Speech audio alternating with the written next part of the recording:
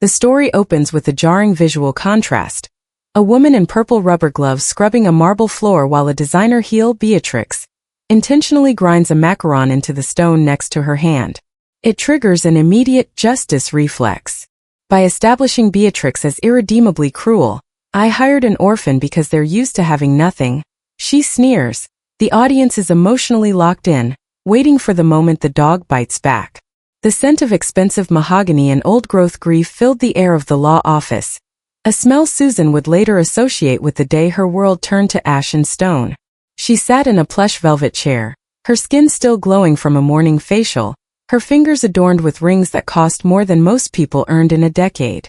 Across from her, Evander adjusted his spectacles, his face a mask of somber duty as he prepared to read the final will and testament of Arthur Aurelius. "To my only daughter, Susan," Evander read, his voice echoing in the hallowed silence. "You have known only the warmth of silk and the taste of silver. But a crown is too heavy for a neck that has never bowed." Susan felt a chill that had nothing to do with the air conditioning. The room seemed to shrink. The Aurelius fortune, the real estate empire, the offshore holdings, the $500 million liquid trust, shall remain in a blind holding for exactly 90 days, Evander continued. To inherit, Susan must live as a common laborer. No credit cards. No family name. No help. She must find a job in service and endure it until the final hour of the third month. If she fails, if she reveals her name or quits her post, the entire estate is forfeited to the state. The transition was a violent shedding of skin. Within 48 hours, the penthouse was padlocked. Susan's designer wardrobe was replaced by 2 sets of scratchy, khaki utility shirts and heavy cotton trousers. Her Italian leather heels were swapped for flat, rubber-soled work shoes that pinched her toes. Evander drove her not to a hotel, but to a damp, lightless basement apartment on the outskirts of the city, where the walls groaned with the weight of the street above. "The rules are absolute, Susan," Evander whispered as he handed her a single envelope containing $300, her only lifeline. "To the world you are nobody. To the Vanes, the family looking for a live-in cleaner, you are merely an orphan with a high school diploma. If you want to rule like a queen, you must first learn to bleed like a servant." As the heavy iron door of the basement clicked shut, Susan stood in the center of the cramped room. The air smelled of mildew and stale grease. She looked at her hands, manicured, soft, and utterly useless. For the first time in her life she was cold. She was alone. And she was hungry. The next morning, she arrived at the Vane penthouse. She didn't walk through the marble foyer she was used to. She was directed to the service elevator, a cold metal cage that rattled as it ascended. When the doors opened, she was met not with a welcome, but with a sharp, piercing glare. Beatrix Vane stood there, draped in silk loungewear, holding a half-eaten macaron. She didn't look Susan in the eye. She looked at Susan's shoes. "You're the orphan Evander sent?" Beatrix asked, her voice dripping with a casual, polished cruelty. "You look fragile. I hope you aren't the type to cry when things get difficult. My floors require perfection, and I find that girls like you, girls with nothing, are the only ones who truly understand how to scrub until their fingers raw." Beatrix took a bite of the macaron and deliberately let the crumbs fall onto the pristine white marble. She then ground them into the stone with the tip of her pointed heel. "Clean that up," Beatrix commanded, turning her back. "And then find the laundry. You've got 3 months to prove you're worth the air you're breathing in my house." Susan knelt. The cold marble bit into her knees, and the scent of the expensive floor wax filled her nose, mocking her. She reached for her scrub brush, her jaw tight, her heart thundering against her ribs. She wasn't just cleaning a floor. She was beginning her sentence.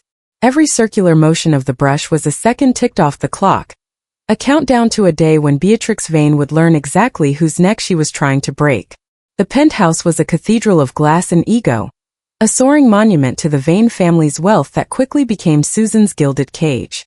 To the world outside, it was a masterpiece of modern architecture. To Susan, it was a series of endless, grueling surfaces designed to break her spirit. Each morning began before the sun touched the skyline, the silence of the apartment broken only by the sharp, rhythmic clack-clack-clack of Beatrix's stilettos on the hardwood, a sound that acted as a herald for new, inventive humiliations. Beatrix did not merely want a clean home. She wanted a broken servant. One Tuesday, after Susan had spent 4 hours polishing the vast expanse of the Italian marble foyer until it mirrored the overhead chandelier, Beatrix walked through the space holding a glass of vintage red wine. She stopped in the center of the room, her eyes narrowing as she inspected Susan's reflection in the floor. Without a word, she tilted her wrist. The dark, staining liquid hit the white stone in a slow, mocking splash. "There's a streak," Beatrix lied, her voice as smooth as the silk robe she wore. "It's dull. It lacks the Aurelius shine I expect. Do it again." "I've polished it twice, Mrs. Vane," Susan said, her voice low and steady, though her pulse hammered in her throat. Beatrix stepped closer, the scent of her expensive Chanel perfume clashing with the harsh chemical smell of the bleach on Susan's hands. "Did I ask for a report? I asked for a clean floor. Since you seem to struggle with the mop, perhaps we should get you closer to the work. It builds character, they say." She walked to the kitchen and returned not with a bucket, but with a small, stiff-bristled toothbrush. She dropped it into the puddle of wine. "Use this. Every grout line. Every corner. If I see a single hint of pink by the time my guests arrive for lunch, you'll spend the night in the service hall." Susan sank to her knees. The cold marble seeped through her thin trousers, a familiar ache beginning to settle in her joints. She gripped the plastic handle of the toothbrush, her knuckles white. She thought of the humility clause. She thought of the $500 million that sat behind a digital wall, guarded by Evander's ironclad contracts. Each scrub of the tiny brush was a test of her restraint. She watched the red stain disappear into the bristles, her mind a fortress of cold, calculating fury. She wasn't just cleaning a floor. She was memorizing the layout of the enemy's camp.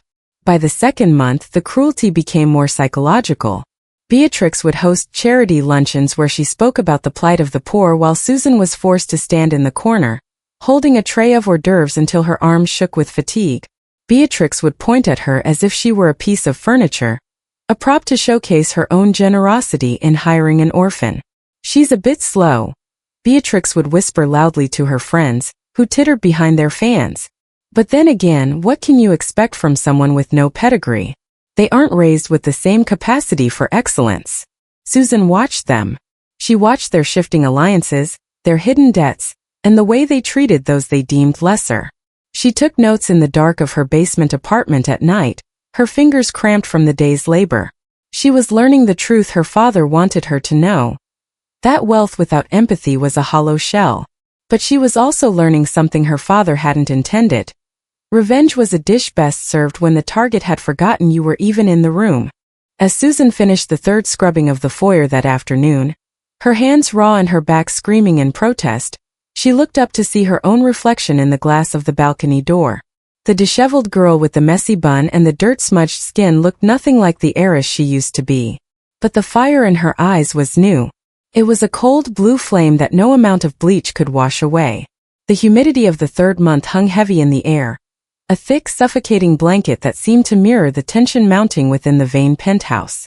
Susan was on her knees again, buffing the baseboards of the library, when the service buzzer rang, a sharp, discordant sound that cut through the silence like a blade. Beatrix's husband, Julian Vane, a man whose spine was made of nothing but inherited stocks and expensive scotch, wandered into the foyer to answer. He expected a courier, a faceless delivery man to drop off another crate of vintage Bordeaux. Instead, the door opened to reveal a shadow. Cha Sung-hyuk stood in the doorway, draped in a simple black courier's jacket that did little to hide the lethal precision of his frame. He carried a small, unmarked wooden crate, but he didn't hand it over. He simply stood there, his ink-black hair styled in a sharp, comma part that caught the light, his eyes scanning the room with the detached hunger of a predator in a sheepfold. "Delivery for the staff," Sung-hyuk said. His voice was a low melodic baritone that carried the weight of a rolling thunderclap. Julian frowned, reaching for the crate. "The staff doesn't receive deliveries at the front. Take it to the—" He stopped. The words died in his throat as his eyes met Sung-hyuk's. There was an aura radiating from the man, a cold, vibrating stillness that spoke of dark alleys in Seoul and empires built on things far more permanent than money. Julian, who had spent his life bullying subordinates, suddenly felt the primal urge to step back. His hand trembled, brushing against his silk tie. "I said," Sung Hyuk repeated, his gaze shifting past Julian to find Susan in the library. This is for the staff. Susan looked up, her heart leaping.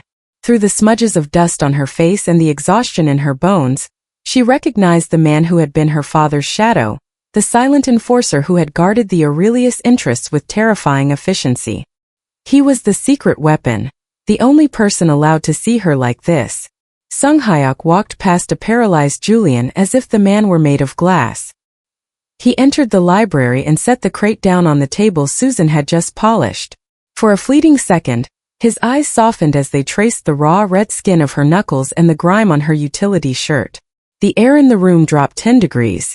The Ice King was looking at the wreckage of his ward, and the fury behind his eyes was a silent promise of fire.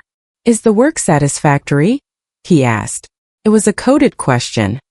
He was asking if she was ready to break, if he should end this charade now by burning the building to the ground. Susan stood, wiping her hands on her trousers, her back straightening for the first time in weeks.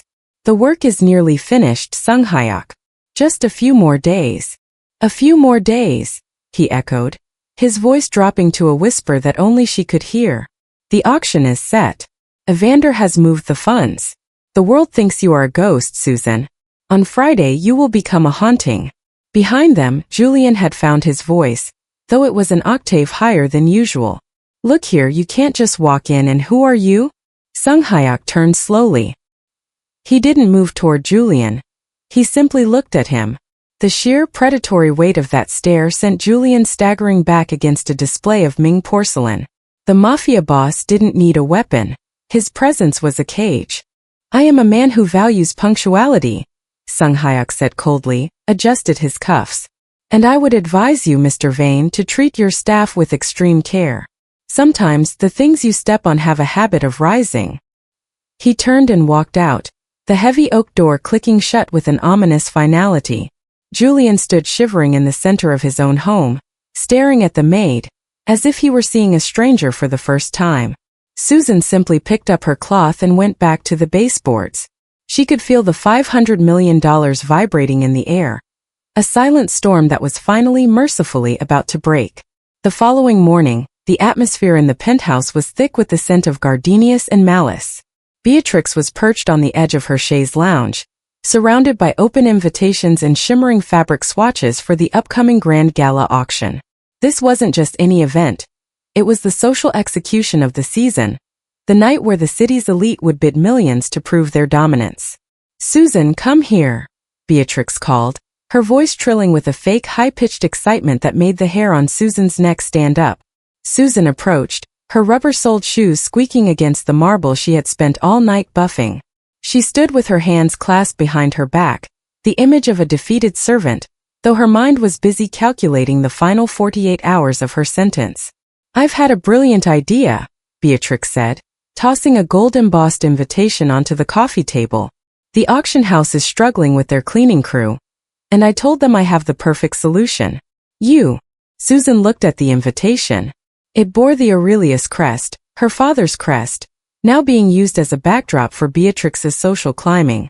You want me to work at the gala? Susan asked, her voice carefully neutral. I want you to be the invisible hand, darling. Beatrix smirked, leaning back and sipping a mimosa. I'm hiring you out as the janitor for the evening. You'll wear that delightful little utility rag you have on, and you'll carry your bucket through the ballroom.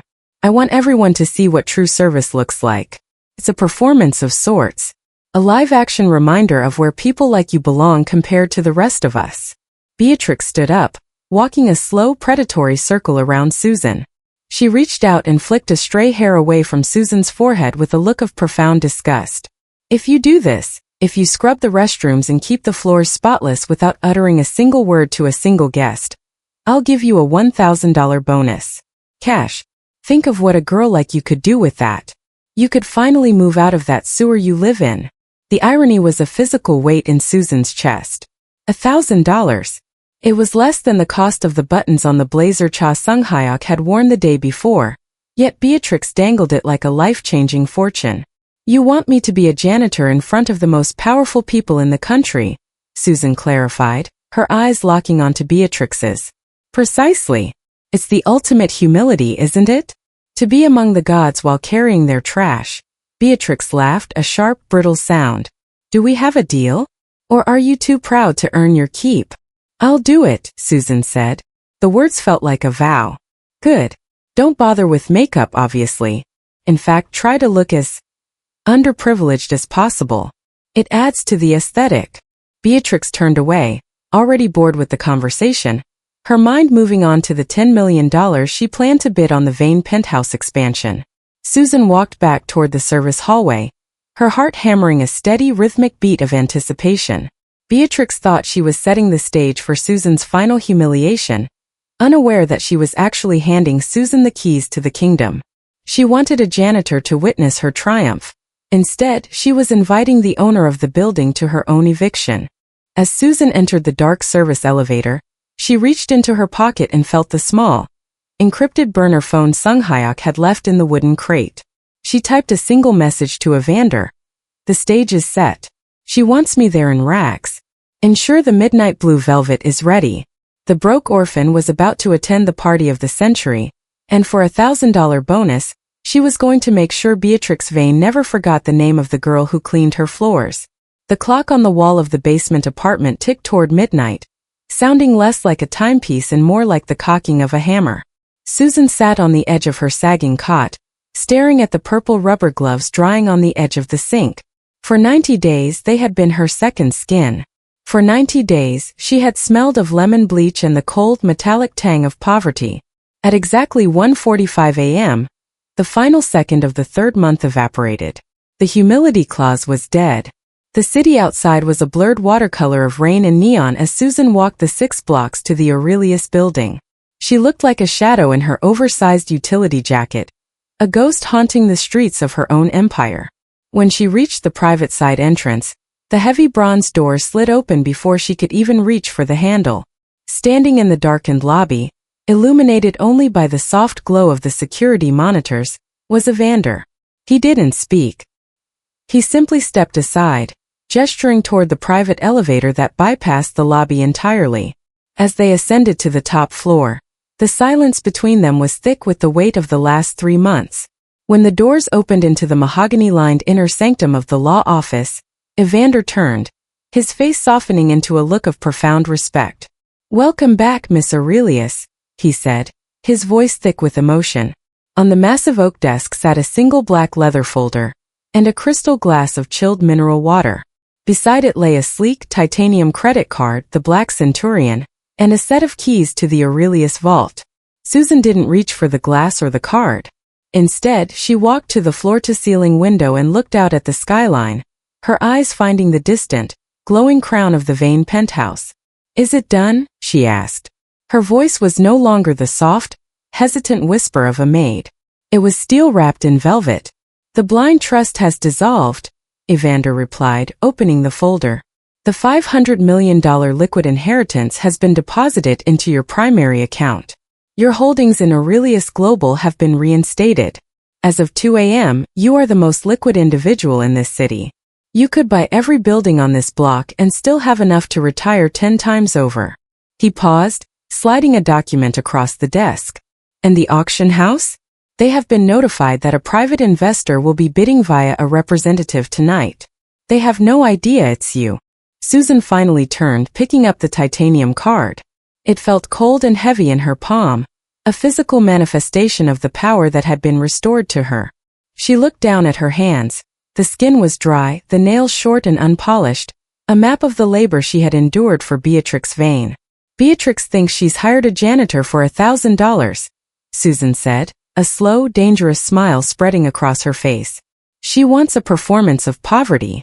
She wants to see me on my knees in front of her peers." "And what will you give her, Susan?" Evander asked. "I'm going to give her exactly what she asked for," Susan replied, her eyes flashing with a cold blue fire. "I'm going to show her the true cost of service. She wants me to be invisible? Fine. I'll stay invisible until the very moment her world begins to crumble." She picked up the leather folder, the weight of the Aurelius fortune now resting firmly in her grip. The broke orphan was a memory, a character played to perfection. As she walked toward the door, she stopped and looked back at Evander. Tell Sung Hyuk to have the car ready by 7. And Evander? Make sure the auctioneer knows that when the final lot, the penthouse expansion, comes up, the bidding starts with me. Susan stepped back into the elevator, the doors closing on the girl who scrubbed floors. Tomorrow the city would wake up to a new queen, and Beatrix Vane would finally learn that some stains could never be washed away. The transition from the basement to the ballroom did not happen in a salon. It happened in a high-security penthouse suite, orchestrated by Cha Sung-hyuk with the cold efficiency of a military operation. Susan sat in a leather chair, surrounded by a team of silent professionals who moved like ghosts. They were the best in the world, the kind of people who worked for royalty and revolutionaries, and tonight, they were focused on erasing every trace of the Vane penthouse from Susan's skin. Sung-hyuk stood by the window, his back to the room, a silent sentinel in his ink-black suit. He didn't need to speak. His presence alone set the tempo. First, they dealt with the hands. The raw, red knuckles and the chemical-burned skin were treated with rare oils and cooling serums until the inflammation faded into a soft, porcelain glow. Her nails, once jagged and short from gripping scrub brushes, were sculpted into perfect, almond-shaped masterpieces of milky white quartz. Every circular motion of the buffing tool felt like a layer of humiliation being peeled away. Then came the hair. The dull, frizzy bun she had worn for 90 days was unraveled. They washed it with infusions of silk and charcoal, drying it until it regained its natural, deep luster. A stylist worked with a precision that bordered on obsession, carving her dark curls into a voluminous, symmetrical cloud that framed her face with regal authority. It was no longer the hair of a servant. It was a crown. The skin, Sung-hyuk said, his voice a low vibration. Leave no trace of the dust. The makeup artist applied a glass skin finish, a luminous base that made Susan look as though she were carved from moonlight. They used a sharp, obsidian-colored liner to create a siren flick at the corners of her eyes, a visual blade that lengthened her gaze and gave her the look of a predator who had just finished her weight. Her lips were painted a sophisticated, muted mauve, the color of a sunset just before the dark. Then they brought out the midnight blue velvet gown. As Susan stepped into the dress, the heavy, expensive fabric felt like armor.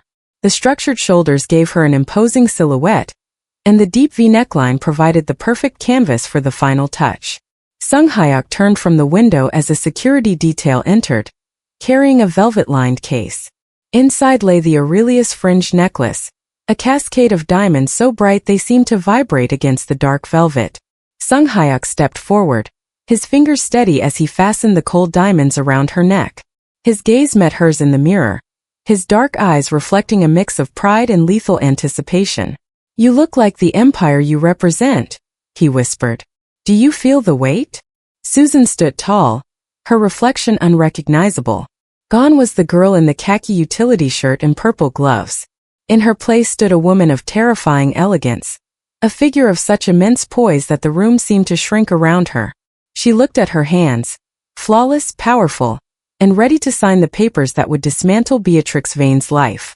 "I don't feel the weight," Susan replied, her voice a calm, chilling tide. "I feel the gravity. It's time to show them that when an Aurelius bows, it is only to tie the noose."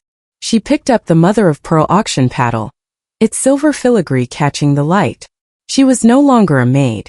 She was no longer an orphan. She was the empress of a forgotten legacy, and the gala was her execution ground. The grand ballroom of the Aurelius Plaza was a sea of shimmering silk and practiced laughter, an arena where the city's elite gathered to sharpen their status against one another. At the center of the vortex stood Beatrix Vane, draped in a champagne-colored gown that cost more than a mid-sized sedan. She held a crystal flute of vintage Krug, her eyes darting across the room like a hawk looking for prey. Beside her, Julian looked pale, his gaze constantly drifting toward the entrance as if he expected a ghost to walk through the doors. "Oh, the theme of the evening is heritage, but I find the most interesting heritage is the one you build through discipline," Beatrix proclaimed to a circle of fawning socialites. She gestured vaguely toward the staff circulating with trays of beluga caviar. "That's why I took in that orphan, Susan. You remember? The little mouse I mentioned at lunch." The women tittered, their diamonds catching the glow of the massive crystal chandeliers. "I actually had a special surprise planned for tonight," Beatrix continued. her voice rising so those at the adjacent tables could hear. I hired her to handle the dirty work of the gala, the actual scrubbing. I thought it would be a marvelous lesson in humility for her to see this world from the floor up. But the girl has vanished. Typical, really. You give them an opportunity to earn an honest $1,000, and their lack of character shows the moment they face a bit of pressure. She probably realized she couldn't handle the sight of real success. She took a delicate sip of her champagne, her lip curling in a smirk. I suppose some people are simply born to remain in the shadows. It's a pity. I wanted to show her the penthouse expansion she spent the last month cleaning. I'm going to win it tonight, of course. It's only fitting that I own the view she was only allowed to polish. Julian cleared his throat, leaning in. Beatrix, perhaps we shouldn't. That man from the delivery, he was... Quiet, Julian, she snapped, her eyes flashing. You've been jumpy since that courier looked at you cross-eyed. We are the Vanes. This auction is our coronation. The lights in the ballroom dimmed, and the heavy crimson curtains on the stage parted to reveal the auctioneer standing behind a podium of polished mahogany. The air in the room shifted, growing taut with the scent of competition. The big three lots were about to be presented: the crown jewels, the Aurelius Legacy Trust, and finally, the deed to the grand penthouse expansion. Beatrix adjusted her stance, her fingers tightening around her own auction paddle. She felt invincible. She had spent the evening reinforcing her narrative. She was the benevolent mistress, and the maid was a non-entity, a failure who couldn't even show up for a janitorial shift. Ladies and gentlemen, the auctioneer's voice boomed, we begin the final session of the evening. Before we start the bidding for Lot 10, I have been asked to announce that we have a late arrival in the chairman's circle, representing the Aurelius interests. The massive double doors at the back of the ballroom didn't just open, they were thrown wide by two guards in black suits. A hush fell over the room, a vacuum of sound so sudden it was deafening. Beatrix turned, a mockery already forming on her lips about fashionably late arrivals. But the words died in her throat. Her heart skipped a beat, then began to thud with a sickening heavy rhythm. Walking down the center aisle was a woman who radiated a gravitational pull, so strong the very air seemed to vibrate around her. She was dressed in midnight blue velvet that swallowed the light.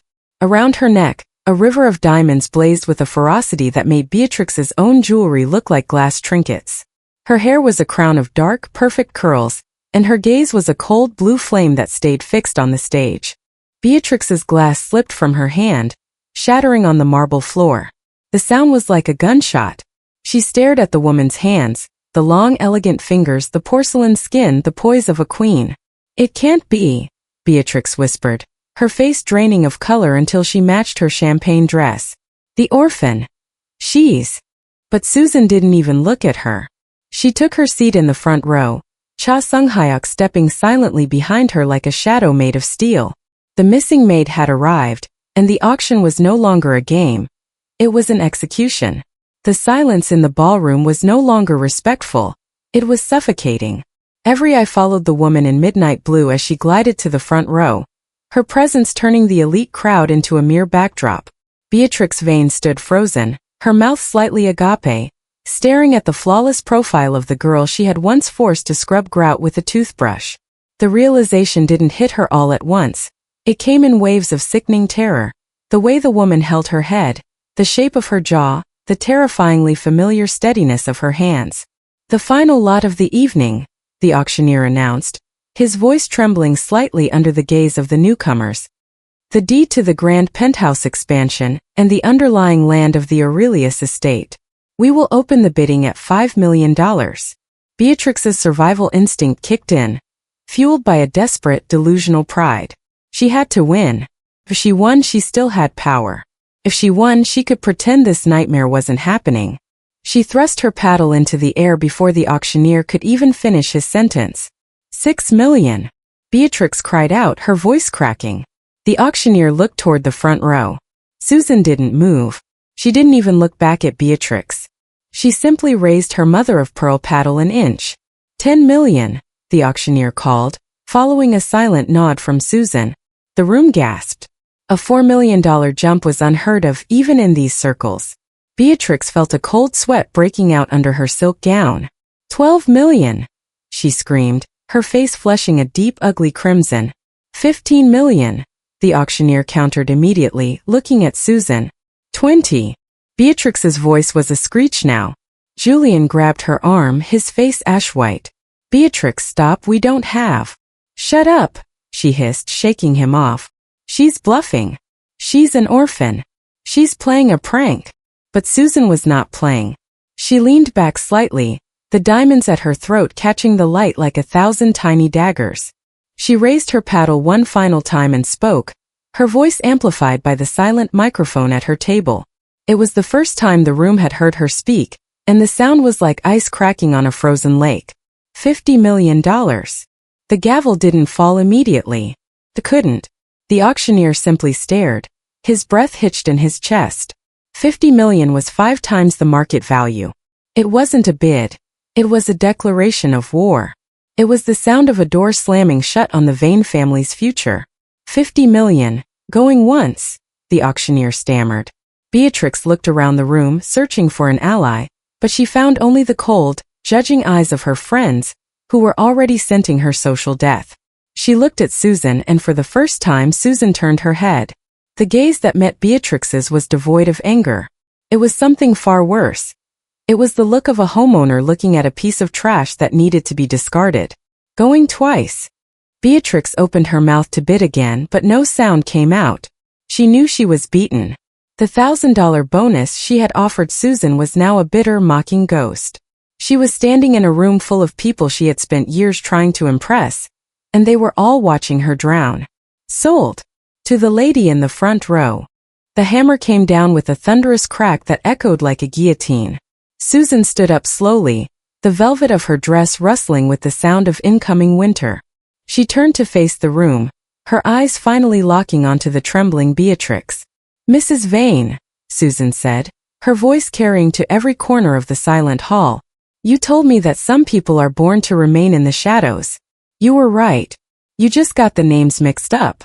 Susan turned to Cha Sung-hyuk, who handed her a slim gold fountain pen. Without a word, she signed the deed on the auctioneer's podium, effectively becoming Beatrix's new landlord. The transformation was complete. The maid had bought the house, and the socialite was officially a guest who had overstayed her welcome. The ballroom air was thick with the scent of ozone and ruined pride. Susan stepped off the auction dais, the train of her midnight blue gown whispering across the floor like the approach of a tide. The crowd parted instinctively, a silent corridor forming between the new empress and the woman who had spent 3 months trying to bury her. Beatrix stood frozen, her champagne-colored dress now looking like a shroud in the harsh light of the chandeliers. As Susan reached her, the socialite's hands began to shake so violently that her gold-embossed paddle clattered to the floor, the same floor Susan had been ordered to clean just hours before. Susan, there has to be a misunderstanding, Beatrix stammered, her voice a hollow rasp. The money. Where could a girl like you? Susan didn't answer with words. She looked toward Evander, who stepped forward with a crisp, ivory envelope. He handed it to Susan, who held it out to Beatrix. The envelope was heavy, the Aurelius seal pressed into the wax in a deep bloody red. Open it, Beatrix, Susan said. Her voice was calm, devoid of the heat of anger, which made it far more terrifying. It's the performance you paid for. With trembling fingers, Beatrix tore the seal. Her eyes scanned the legal jargon, darting frantically over terms like predatory lending, debt acquisition, and immediate foreclosure. This is my home, Beatrix whispered, her face turning a ghostly translucent white. These are Julian's business debts. How do you have these? While I was scrubbing your baseboards, I was listening to your phone calls, Susan said, taking a step closer until she was mere inches from Beatrix's ear. While I was polishing your husband's scotch glasses, I was reading the notices he left on the library desk. Your lifestyle wasn't built on wealth, Beatrix. It was built on a house of cards. I simply bought the wind. Susan's gaze shifted to the auctioneer, then back to the room. I didn't just outbid you for the expansion. I've purchased the primary deed to the penthouse and the surrounding land. And as of 4 minutes ago, I have called in the full balance of your husband's outstanding liabilities. You don't own the dress you're wearing, and you certainly don't own the roof over your head. Beatrix looked at Julian, who had slumped into a chair, his head in his hands.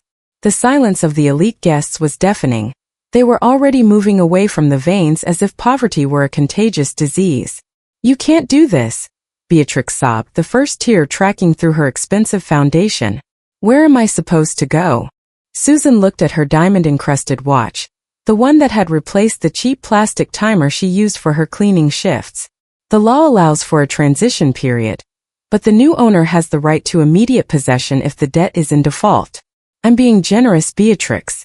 I'm giving you exactly 60 minutes. 60 minutes? Beatrix gasped. To pack an entire life? I managed to pack mine into a single basement room in less time, Susan replied. She leaned in closer, the diamonds at her neck casting jagged reflections on Beatrix's wet cheeks. I've left a few things in the service closet for you. The purple rubber gloves. The toothbrush. The bleach. You might need them where you're going. After all, you told me it builds character, didn't you? Susan turned to Cha Sung-hyuk, who was already signaling to his security team. Sung-hyuk, please escort Mr. and Mrs. Vane to the service elevator. I believe Beatrix prefers that entrance for the underprivileged. As the guards closed in, the once mighty socialite was led away, her heels clicking a frantic, desperate rhythm against the marble. Susan stood in the center of the ballroom, the undisputed owner of the room and the lives within it. She didn't feel the rush of a bully. She felt the quiet, cold peace of a debt finally paid in full. The penthouse was silent, the air no longer vibrating with the shrill demands of Beatrix Vane, or the frantic footsteps of movers. The heavy scent of gardenia perfume had been purged, replaced by the crisp, biting chill of the midnight air flowing through the open balcony doors.